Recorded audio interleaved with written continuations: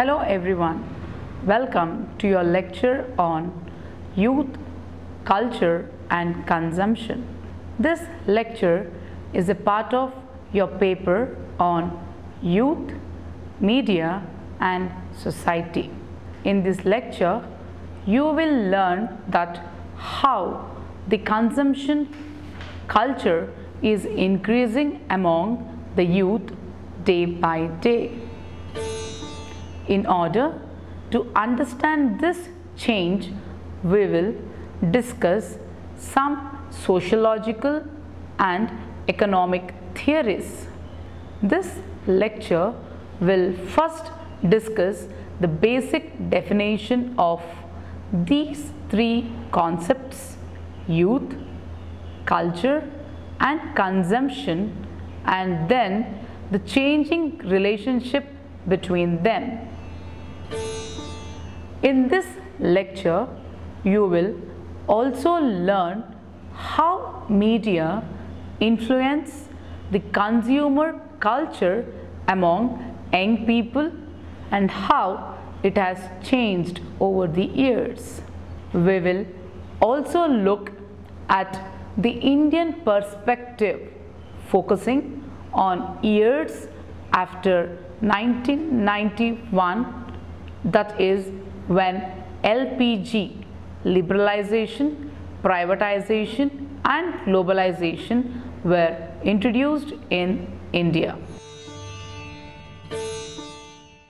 Let us define each of the concepts in this lecture's title.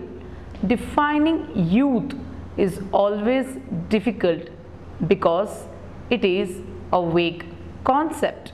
It can be defined as a phase of human life where every individual completes a journey of a very important transition of life from childhood to adulthood. However, the definition of youth depends upon different factors such as socio-economic situations, policy and law, society or civic ethics, family and individual moral values.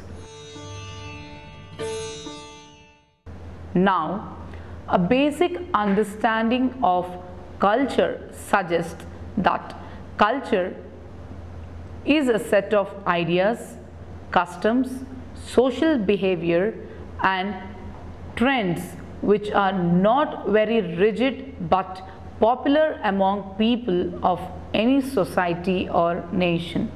The Oxford Dictionary defines culture as a way of life, art, music, literature, belief, attitude of a group of people or society. Culture of any society is not made or built in few days, but it takes centuries to develop a culture. It is a distinguished feature of any society. Consumption has both economic and sociological meaning. In economic terms, consumption means using of goods and services by consumer buying.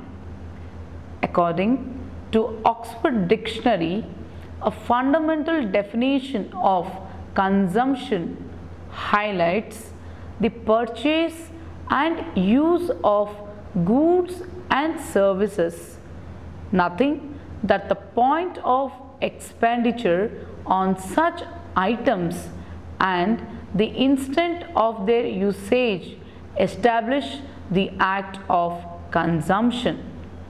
This understanding of consumption reflects a practical, economic approach to consumption that should be seen as a preliminary idea, since the range of theoretical and experimental advances within the field of consumption.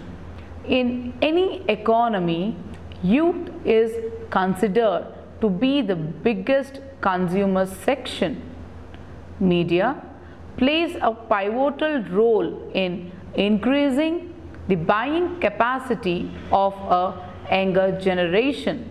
Let's look at various theories of consumption. Like we discussed earlier, consumption has both economic and sociological theories. According to economist Keynes, consumption increases as income increases. Further, Keynes explained the psychological reasoning behind the consumption pattern as income rises, consumption also grows, but this growth is not equally proportionate as the increase in income. After Keynes, other economists also started analyzing consumption patterns, relatively income theory of consumption. American economist J.S. Duesenberg gives the relative income theory of consumption. According to this theory, an individual's consumption behavior depends on his relative income instead of his absolute income. He basically means that a person's consumption behavior depends more on his income in relation to that of individuals, that is, relative income. Life cycle theory of consumption. Another important consumption theory, which is given by Modigliani and Ando. According to this theory, the consumption pattern is not dependent on the present income, but consumption amount is analyzed by the entire lifetime expected income. It assumed that individual will follow the same consumption pattern throughout his life. Sociology of consumption. Consumption has always been a discussion point for sociology. In 1889, Theoriston Wellston had introduced the theory of the leisure class, which is considered to be the first ever theoretical analysis of consumption from a sociological point of view. But this theory was more focused on industry and business and less on consumption behavior. It was only in the second half of the 20th century when the detailed discussion on sociology of consumption started in European and American countries. Three veteran sociologists have given the basic theories of consumption from the sociological point of view. First, Karl Marx explained the theory behind consumption. He termed it commodity fetishism. According to commodity fetishism, the social relations of labor are differentiated by user properties that transmit other kinds of representative value for their users. It also shows that how identity is linked to consumption and how consumable things play a significant part in traditions and customs in the world. In the 19th century, Max Weber wrote about the growing importance of consumer goods in the social life. It simply means that social relationships involved in production process are viewed as economic activities between consumer and commodity. The concept is primarily explains the consumer cognizance and identity. Smile-Durkheim's theory is based on the representative cultural importance of material substances in a religious framework. The sociology of consumption is not merely based on the fact of purchasing goods and items, but it involves emotions, values, identities, thoughts, and behavioral patterns. It deals with following points which determine people's consumption behavior. Number 1. People's way of interaction at marketplaces, shopping malls, and streets.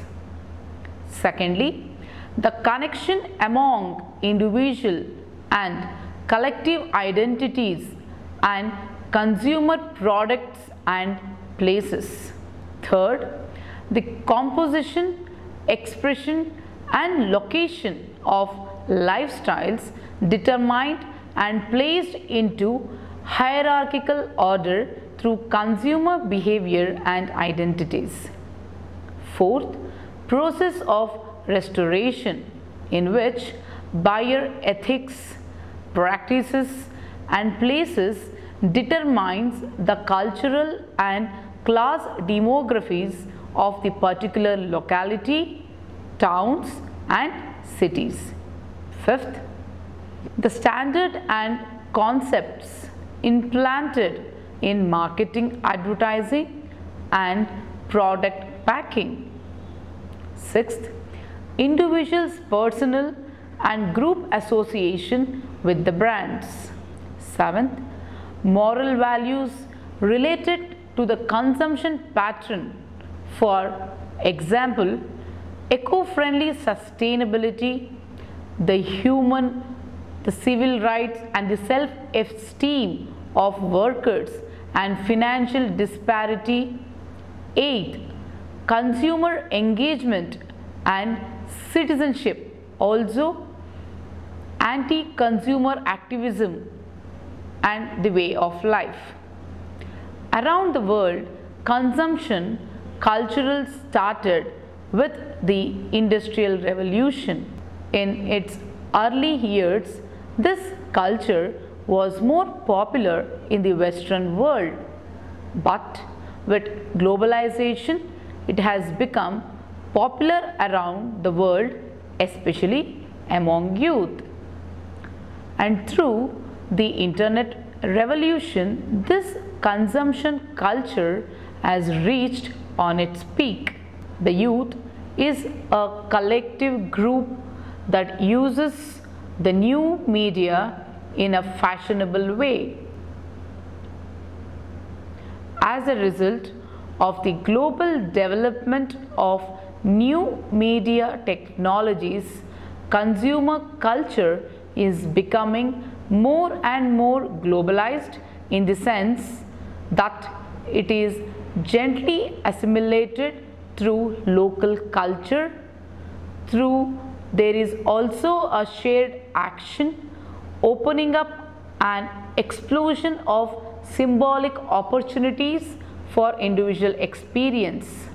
Youth, culture, and consumption can be defined under the following concepts. Number 1, identity. Consumption patterns are determined by individuals' choice. At the same time, consumption can also shape an individual's identity. Consumption plays a significant role in identity construction for teenagers socialized in modern society. That's why the adult identity can be similar to childhood. Identity is not only related to the product we consume, but it also linked to the manufacturing process of the product. People who have been brand conscious in their childhood will remain the same throughout their life. Consumption not only shapes individuals' identity but also constructs public identity. Consumption patterns create class struggle as well. It can help the younger generation to create a new identity of what they are. Material things help in this as they are spent with representative implications so that connections with peers and identities can be formed. This is where the significance of consumption exists in. Secondly, group cultural consumption. Individuals mainly live in a group where one can socialize and share things. The group plays an important role in deciding individual choices and consumption patterns. There are 4 important aspects of individual group relationships. Number 1, there are some groups from which an individual belongs. Secondly, there are groups individuals want to be a member of that group. These groups are called aspiration groups. Third, there are some groups no one wants to be a part of it. Fourth, the last is the neutral group, which makes no differences in individual's life. This group culture determines individuals' consumption patterns in 2 ways. Number 1, peer group pressure. Second one, impression management. Because of peer group pressure, people adopt certain type consumption patterns. This peer group pressure is more common among the younger generation. Sometimes people want to make an impression among other group members.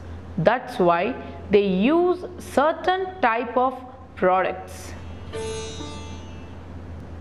This also determines people consumption behavior. Thus, consumption is a part of the set of manufacturing and movement of goods, which not only include economical aspects, but it involves social and educational sides as well.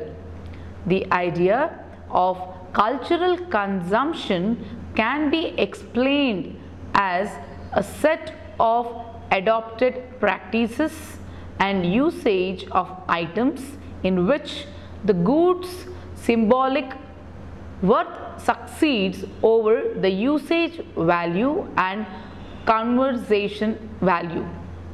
Family, school, and the neighborhood also play an important role in shaping the consumption behavior of cultural goods.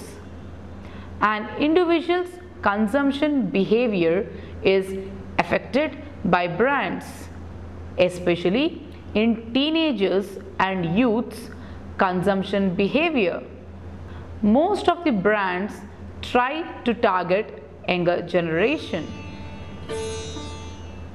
For example, Jio Mobile Company offers a set of cheap plans, especially for internet surfing, which is more suitable for the young people.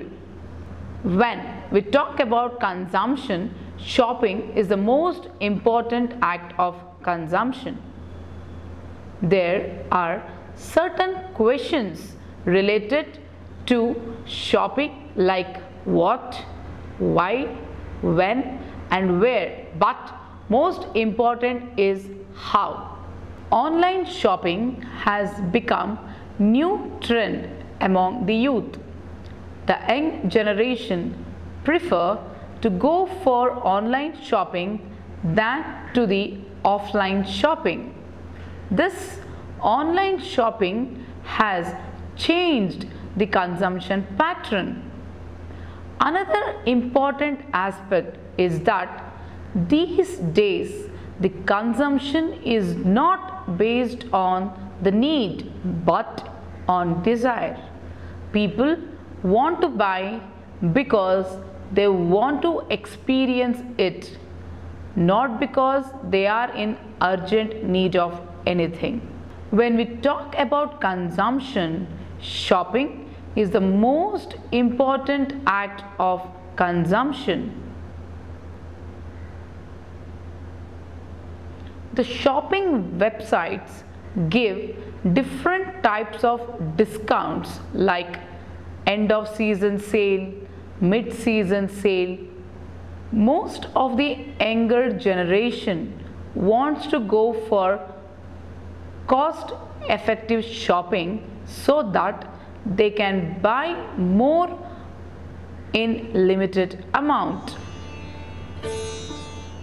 There are some other factors which affect consumption patterns.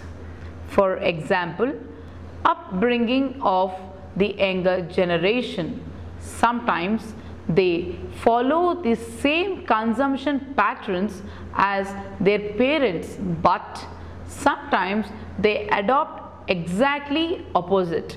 Schools and colleges also play important role in shaping the consumption pattern of the teenagers and youngsters.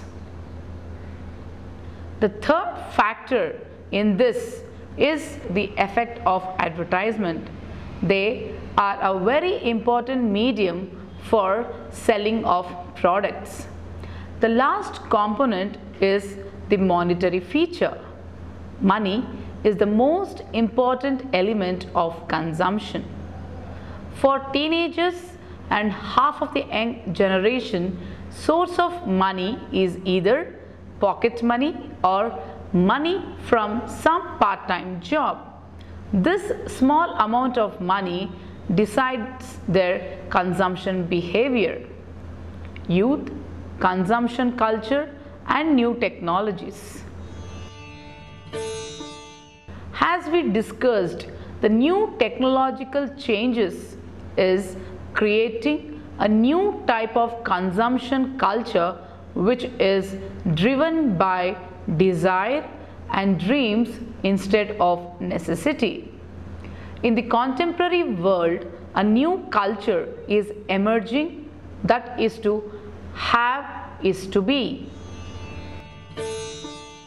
Mobile phones is one of the media technologies which have become an important tool. It is an easy option to connect one's taste to others and shows contemporary fashion styles, therefore revealing societal status and influence.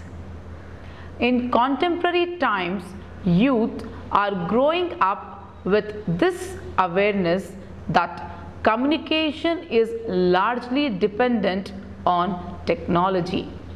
Mobile phones have become the universal need for all age groups. Through different types of mobile applications like wireless application, protocol, short message services and multimedia message services, mobiles have become even more useful and accessible for the masses. In the last 5 years, the use of mobile phones have changed a lot particularly for the younger generation. For youth, mobile is not only a device for voice telephony, but it has now become a machine which can be used for multiple purposes. It can be useful for internet uses, playing games, online shopping, online dating, and even for matrimonial purposes.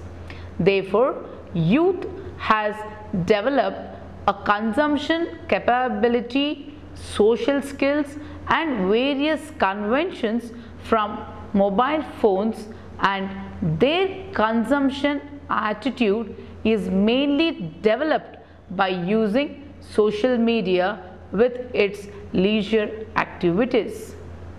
That's why mobile phones and other technical leisure devices have become an essential part of the younger generation's day-to-day life. The youth have now become vulnerable consumers of new age technologies. After analyzing the consumption patterns of the youth, it is essential to examine youth consumption practices because they work as mechanism of inclusion and or social exclusion. As its consequence, youth are more vulnerable. That's why they are easy target for the market forces. Different social groups are established to understand the different forms of appropriation of mass media and communication technologies. Cultural consumption pattern explains youth identity, placing them as consumers or consumer citizens rather than as common people. People have their own personal choices and liberty to choose what they want and what they afford. Lately, the term equality of opportunity is being reconsidered as the equality of opportunity to consume. Conclusion. Therefore, in this lecture, you learned that youth cultures have certainly been in the forefront of new consumption patterns. Increasing different styles across the globe reflects that the younger generation practice the same set of encounters, comforts, and worries in the similar manner because there is an idea of universal youth culture, especially for the middle and upper class youth who have common interests in fashion. Though the method of consumption is not same everywhere, it differs in developed and developing countries. Youth from different social strata are now part of the universal consumption circle, and as a consequence, it has now become a necessity to connect through various media technologies. For more detail, please read the module on this lecture carefully and attempt the questions in the end. Thank you.